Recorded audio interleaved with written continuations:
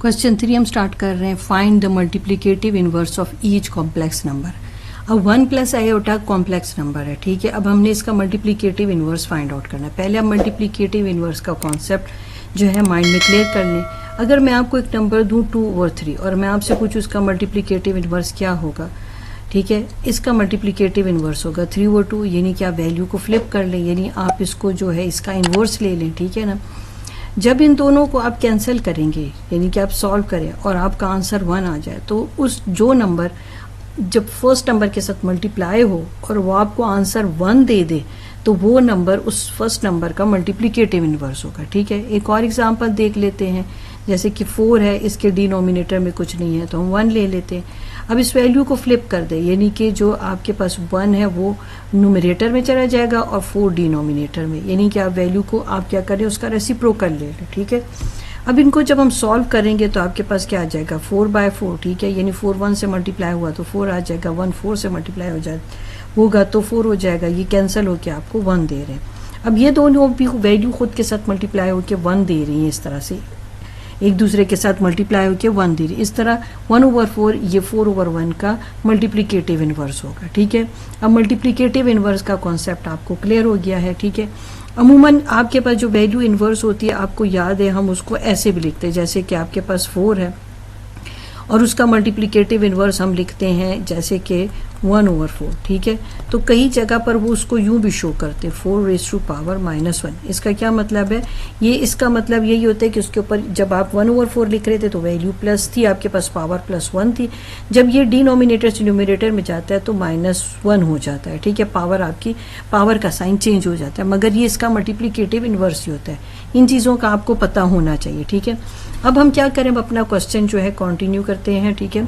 अब इस क्वेश्चन को देखें। अब 1 प्लस आयोटा का आप कहते हो कि तो इसका मल्टीप्लिकेटिव इनवर्स 1 प्लस आयोटा है, यानी 1/1 प्लस आयोटा है। मगर बेसिकली हम इसको जो है 1 प्लस आयोटा की फॉर्म में नहीं लिखते, यानी इनवर्स की फॉर्म में इस तरह से नहीं लिखते, क्योंकि डिनोमिनेटर में हमने आयोटा को नहीं छोड़ना होता, ठीक है। तो उस आयोटा को ख़त्म करने के लिए हम क्या करते हैं, हम उसको रैशनलाइज करते हैं, यानी डिनोमिनेटर को रैशनलाइज कर देंगे, ठीक है। तो इसलिए हम इस 1/1 प्लस आयोटा को इसका मल्टीप्लिकेटिव इनवर्स नहीं कह सकते। हमने इसका मल्टीप्लिकेटिव इनवर्स जो होता है एक मेथड के थ्रू फाइंड आउट करना होता है, और वो हम इसलिए करते हैं क्योंकि हमें, मैंने आपको बता दिया कि डिनोमिनेटर से हमने आयोटा को ख़त्म करना होता है। अगर ये प्लस है तो हमने 1 माइनस आयोटा से मल्टीप्लाई भी करना होता है, डिवाइड भी करना होता है। 1 अगर इससे मल्टीप्लाई होगा तो 1 माइनस आयोटा आ जाएगा। यहाँ पर आपके पास एक वैल्यू प्लस में एक माइनस में, तो आप इस पर थर्ड आइडेंटिटी अप्लाई करेंगे a² माइनस b² की। ये आपके पास 1 माइनस आयोटा आ जाएगा, यहाँ पर आपके पास 1 माइनस आयोटा स्क्वायर आ जाएगा। आपको पता है कि आयोटा स्क्वायर की वैल्यू क्या होती है, -1, ठीक है। हम इसकी वैल्यू यहाँ पर यूज़ कर लेंगे, ठीक है। ये -1 है। अब यहाँ पर माइनस इंटू माइनस जो है आपके पास प्लस हो जाएगा, तो मैंने यहाँ पर लिख दिया 1 + 1। 1 प्लस आयोटा ऐसी रहा, 1 + 1 2 हो गया। अब आप जो आपके पास 2 है, ऊपर आपके पास वैल्यू जो है 2 टर्म्स के साथ है ना, 1 प्लस आयोटा है, तो इसका मतलब है कि हम इस 2 को इस 1 के साथ भी लिख सकते हैं और इसको हम आयोटा के साथ भी लिख सकते हैं। अब ये जो वैल्यू है वो 1 प्लस आयोटा की मल्टीप्लिकेटिव इनवर्स है। अब आप कहते होंगे कि ये कैसे इसका मल्टीप्लिकेटिव इनवर्स है, वो मैं आपको वेरीफाई करके ही बता सकती हूँ, क्योंकि मैंने आपको यही कॉन्सेप्ट दिया ना कि जब दो वैल्यूज आपस में मल्टीप्लाई हो और वो आपको 1 दे दें, ठीक है, मल्टीप्लाई करने से, तो वो एक दूसरे की मल्टीप्लिकेटिव इनवर्स होते हैं। अब ये 2 किस्म के एक्सप्रेशन है आपके पास, ठीक है, दोनों ही डिफरेंट है, तो हम एक को स्प्लिट अप कर लेंगे और एक को रिपीट कर लेंगे। जब 1 इससे मल्टीप्लाई होगा तो 1/2 आ जाएगा, माइनस आयोटा/2 आ जाएगा, यहाँ प्लस आयोटा/2 आ जाएगा, प्लस इंटू माइनस माइनस हो जाएगा, आयोटा स्क्वायर/2 आ जाएगा। ये value same value opposite sign होने की वजह से कैंसिल हो जाएगी। ये 1/2 ऐसे ही आ जाएगा। आयोटा स्क्वायर की वैल्यू आपको पता है, बार बार लिखें तो आपको याद हो जाएगा, ठीक है। ये आपके पास आ गया 1/2, माइनस इंटू माइनस प्लस हो गया, और ये 1/2। अब ये 2 आपके पास जो है फ्रैक्शन की फॉर्म में, उसका आप एलसीएम ले लें। इत्तेफाक से डिनोमिनेटर में 2 ही है, तो हमने एक ही मरतबा लिखना है, और जो न्यूमरेटर है कंबाइन कर लें। 2/2 आपको क्या देता है, 1। मैंने आपको क्या कहा था कि जब ये 2 वैल्यू मल्टीप्लाई हो और उसका आंसर 1 आ जाए, तो वो वैल्यू जो फर्स्ट वैल्यू है उसकी क्या कहलाएगी, मल्टीप्लिकेटिव इनवर्स। अब आप नेक्स्ट क्वेश्चन देख रहे हैं, ठीक है। 7 - 3 आयोटा, ठीक है। अब इसका मल्टीप्लिकेटिव इन्वर्स क्या है? Multiplicative inverse of 7 minus 3 iota जो है वो 1/7 माइनस 3 आयोटा है। ठीक है, अब वो कैसे, वो अभी हम निकाल के आपको देते हैं। ठीक है, अब इससे वैल्यू हम निकाल के देते हैं। अब डिनोमिनेटर से आयोटा को हटाते हैं, उसको हटाने के लिए आप रैशनलाइज करते हैं। ठीक है, रैशनलाइज किया आपने, ये वैल्यू आपके पास। अब मैं हर क्वेश्चन में वेरिफिकेशन नहीं करूँगी। ठीक है, क्योंकि मैंने आपको बता दिया कि अगर आप देखना चाहते हैं वो कैसे मल्टीप्लिकेटिव इन्वर्स है तो आप मल्टीप्लाई करेंगे, और अगर आंसर आपका 1 आ गया तो आपको ख़ुद ही पता चल जाएगा कि ये वैल्यू उस ओरिजिनल वैल्यू की कैसे मल्टीप्लिकेटिव इन्वर्स है। यहाँ आपने थर्ड आइडेंटिटी अप्लाई की और उस पर आपने ओपन कर दिया, ये आपने 49 लिखा और यहाँ पर आपके पास -1 हो गया। हम यहीं पर क्वेश्चन को कंप्लीट करना चाहेंगे। अब देखिए, आपके पास आ गया 7 + 3 आयोटा, और ये 49 है और +9 है। ये आपके पास है 7 + 3 आयोटा, और आप 49 को 9 के साथ ऐड करें तो आपके पास क्या आता है 58। अब आपके पास जो वैल्यू आई है 7/58 + 3 आयोटा ओवर 58। अब ये वैल्यू जो है वो आपके पास जो ओरिजिनल वैल्यू इसकी मल्टीप्लिकेटिव इन्वर्स है। अगर आपने वेरिफिकेशन करनी है तो आप दोनों को मल्टीप्लाई करेंगे और आंसर आपका 1 आ गया तो आपको ख़ुद पता चल जाएगा कि ये वैल्यू कैसे इसके मल्टीप्लिकेटिव इन्वर्स है। ठीक है, 3 का सी पार्ट है। ठीक है, अब हमने इसका मल्टीप्लिकेटिव इन्वर्स फाइंड आउट करना है। अब मल्टीप्लिकेटिव इन्वर्स आपके पास आ जाता है, मल्टीप्लिकेटिव इन्वर्स ऑफ 10 - 12 आयोटा जो है आपने कह दिया वो है आपके पास 10 - 12 आयोटा। अब डिनोमिनेटर्स हमने आयोटा को जो है वो ख़त्म करना है, उसके लिए हम इसको रैशनलाइज कर लेते हैं। 10 + 12 आयोटा, ठीक है, 10 + 12 आयोटा। अब ऊपर की तो वैल्यू सेम ऐसी ही रह जाएगी, नीचे वाली वैल्यू पे थर्ड आइडेंटिटी आप अप्लाई करेंगे। 10 + 12 आयोटा आ गया है, 10 + 12 आयोटा आ गया आपके पास। यहाँ पर आपके पास 100 आ गया, 12 है तो 144 आ गया, और यहाँ पर आपके पास आयोटा का स्क्वायर ले लिया आपने। ठीक है, इधर ही हम इसको कंटिन्यू करेंगे। अब ये आपके पास आ जाता है 10 + 12 आयोटा, यहाँ पर 100 आ गया, यहाँ पर 144 आ गया और -1। ठीक है, अब 10 + 12 आयोटा और 100 है और माइनस प्लस हो गया, आपके पास 144 हो गया।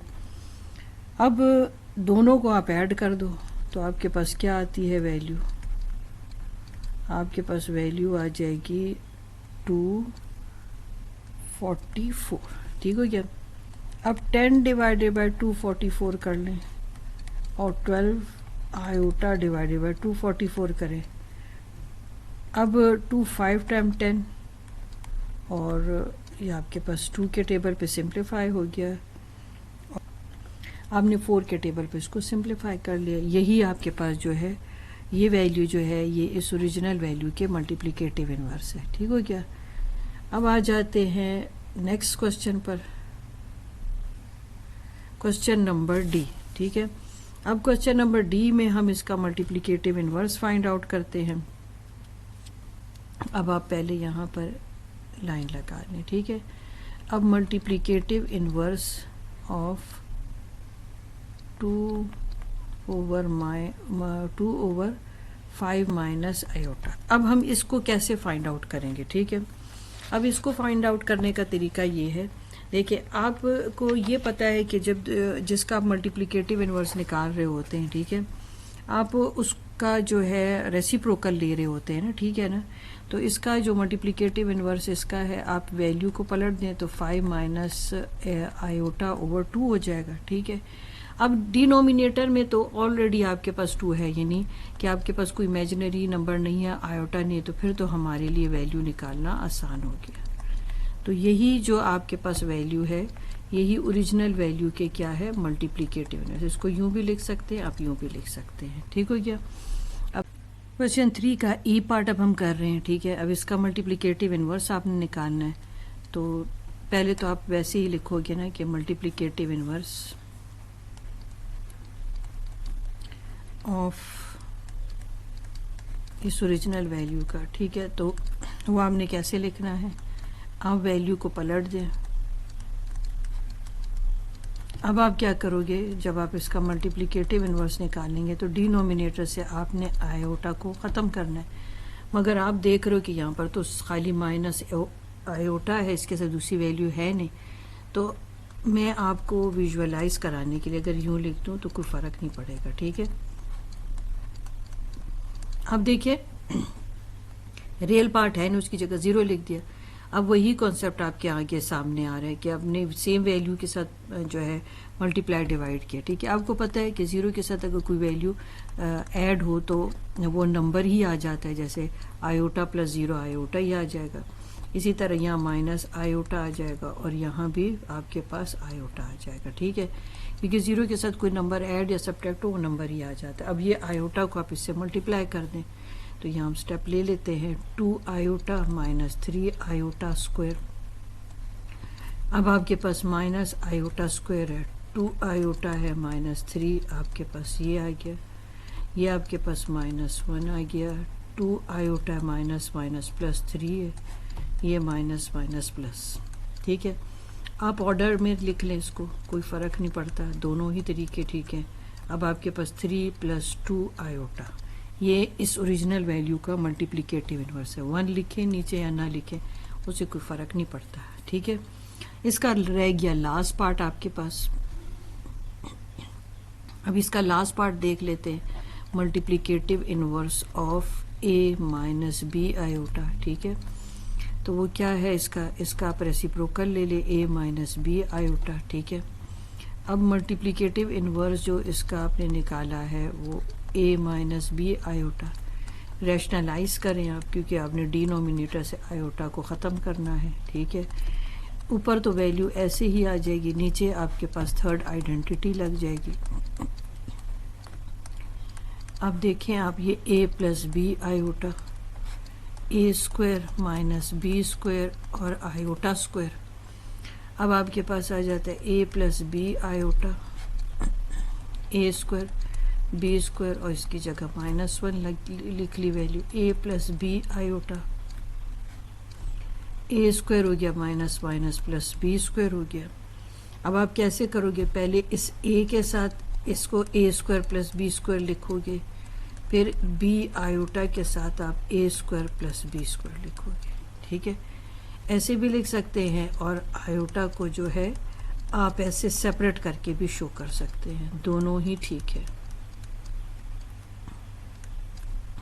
ठीक हो गया, ये आंसर हो गया आपका। अब हम क्वेश्चन नंबर 4 करते हैं।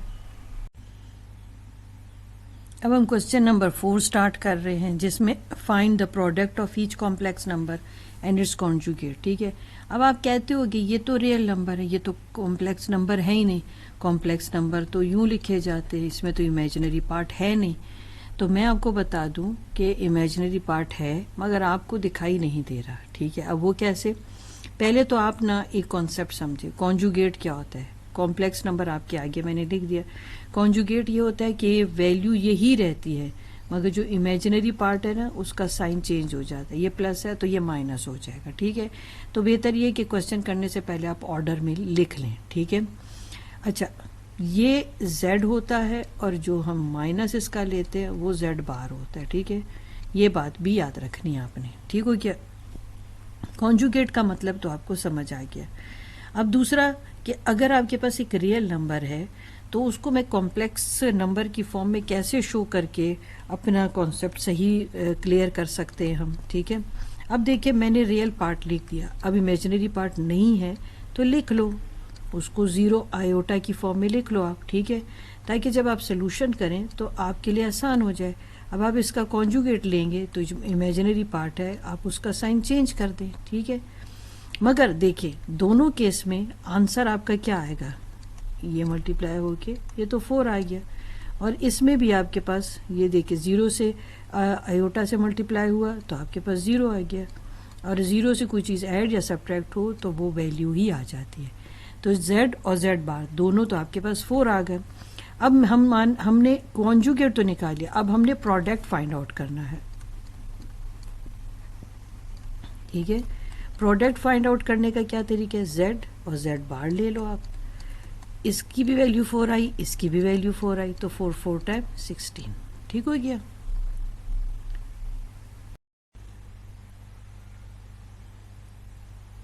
क्वेश्चन नंबर 4 बी पार्ट, हमने क्या फाइंड आउट करना है, इसका कॉन्जुगेट भी फाइंड आउट करना है इस कॉम्प्लेक्स नंबर का, और इसका प्रोडक्ट भी फाइंड आउट करना है।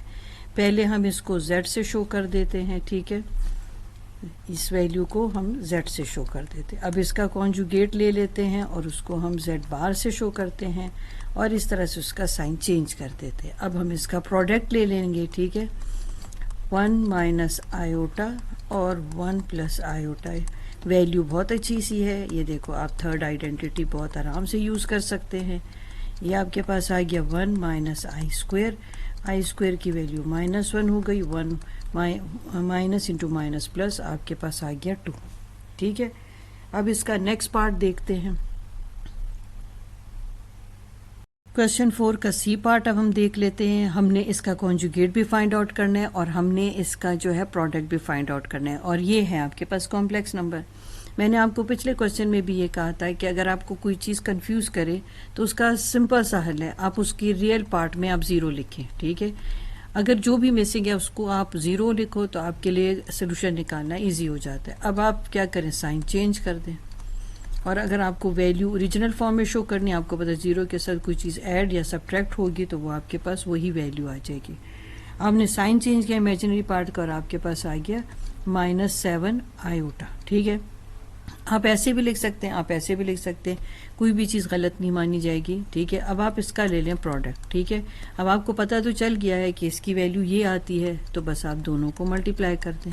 ठीक है, ब्रैकेट लिख लेना अच्छा होता है, प्लस इंटू माइनस -7 7 टाइम 49 और आयोटा का स्क्वायर आपने ले लिया, इसकी वैल्यू आप यहाँ पे लिख लो। ठीक है, माइनस इंटू माइनस प्लस और 49। ठीक है, अब नेक्स्ट पार्ट इसका डी देख लेते हैं। अब आपने क्या करना है, इसे आप z लिख लो, 6 माइनस 2 आयोटा।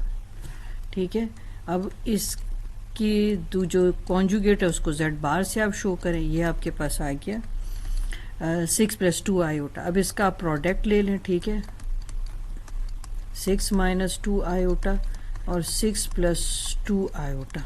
ठीक है, थर्ड आइडेंटिटी आपकी यूज़ हो रही है यहाँ पर, आप यहाँ 6 लिखें, यहाँ 2 आयोटा लिखें, 6 टाइम 36, 2 टाइम 4 और आयोटा स्क्वायर, 36 हो गया -4 और यहाँ -1, 36 हो जाएगा, माइनस इंटू माइनस प्लस 4 हो गया, 36 और 4 को आप ऐड करें तो 40 आपका आंसर हो गया प्रोडक्ट का। अब आपके पास इसका ई पार्ट रह गया।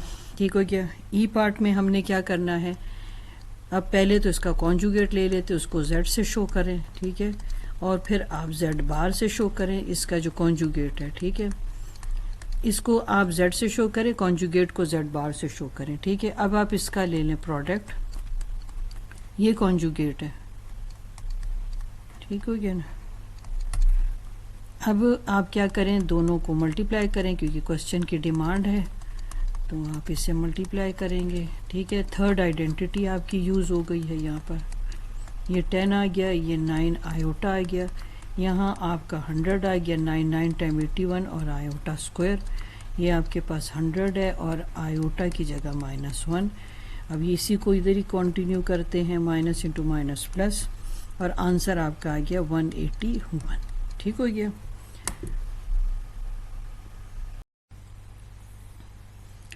अब इसका एफ पार्ट हम देख लेते हैं। पहले हम इसका जो है ओरिजिनल वैल्यू है उसको यूँ लिख लेते हैं, कॉन्जुगेट ले रहे हैं तो मैंने आपको क्या कहा था, जो इमेजिनरी पार्ट है आपने उसका साइन चेंज कर देना है। ठीक है, तो माइनस था प्लस हो गया। अब आपने इसका ले लेना है प्रोडक्ट। ठीक है, -4 -11 आयोटा -4 + 11 आयोटा।